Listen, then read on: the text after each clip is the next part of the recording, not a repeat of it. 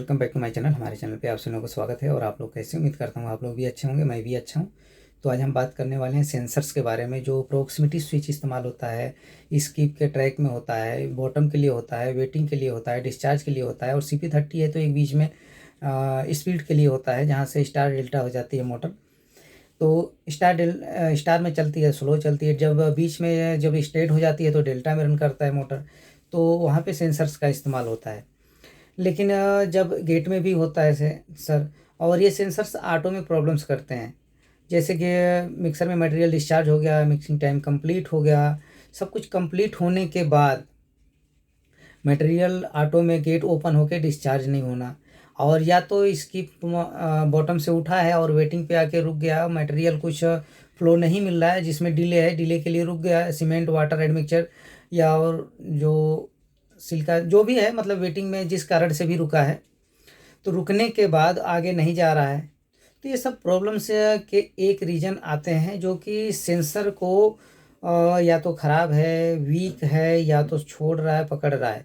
तो एक बार वेटिंग में आके रुका है तो सेंसर काम किया है, लेकिन जो आगे प्रोसेस पूरा होने से पहले, मटेरियल पूरा होने से पहले एक बार सेंसर जैसे या तो छोड़ दिया, या छोड़ के पकड़ लिया, या छोड़ पकड़ रहा है, तो उस समय क्या होता है, फिर से वो मैनुअली अप करना पड़ेगा। क्योंकि एक बार छोड़ना पकड़ने से जो ऑटो की सर्किल है, वो सेंसर्स के सिग्नल का वो ब्रेक हो जाता है, तो सिस्टमेटिक वर्क नहीं कर पाता है। तो एक बैच के लिए हमको या तो गेट का हो रहा है तो ओपन करना पड़ेगा, या तो क्लोज नहीं हो रहा है तो क्लोज करना पड़ेगा। तो उस सर्किल को मैनुअली कंप्लीट करना पड़ेगा। तो मैनुअली कंप्लीट का मतलब ऑटो ऑफ करके, हम गेट नहीं ओपन हो रहा है ओपन कर देंगे, और उसके बाद ऑटो ऑफ हटा लेंगे, ऑटोमेटिकली क्लोज हो जाएगा। या स्किप रुका हुआ है तो उसको अप कर देंगे, तो डिस्चार्ज जैसे होगा फिर ऑटो ऑफ हटा लेंगे, वो ऑटोमेटिक रिवर्स चला जाएगा, क्योंकि ये प्लांट सर्किल में ही चलेगा। लेकिन जो ये सेंसर छोड़ते पकड़ते हैं, इसकी वजह से ये ऐसे प्रॉब्लम्स आते हैं। और सेंसर वीक होने की वजह से भी आते हैं। सेंसर वीक है, सही वर्क नहीं करेगा तो भी प्रॉब्लम्स आएंगे।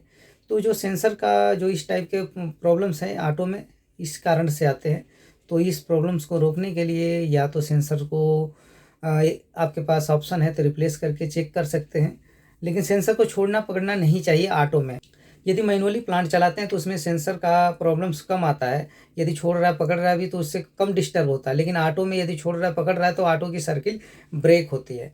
यदि इस चीज़ का ध्यान दीजिएगा तो आपके प्लांट में यदि प्रॉब्लम्स आ रहा है तो वो सॉल्व हो जाएगा। तो इसके बारे में कई लोगों कमेंट के माध्यम से या कई लोग फ़ोन पे इस चीज़ के बारे में पूछे थे। मैंने उनको ये भी चीज़ बताया था कि आपके यहाँ ऐसा प्रॉब्लम्स आ रहा होगा तो होगा।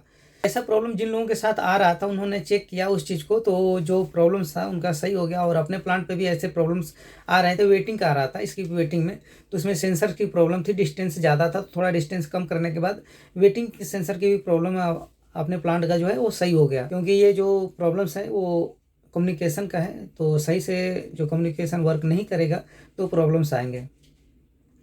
तो आज की वीडियो में बस इतना ही। बाकी मिलेंगे नेक्स्ट वीडियो में नेक्स्ट टॉपिक के साथ। धन्यवाद।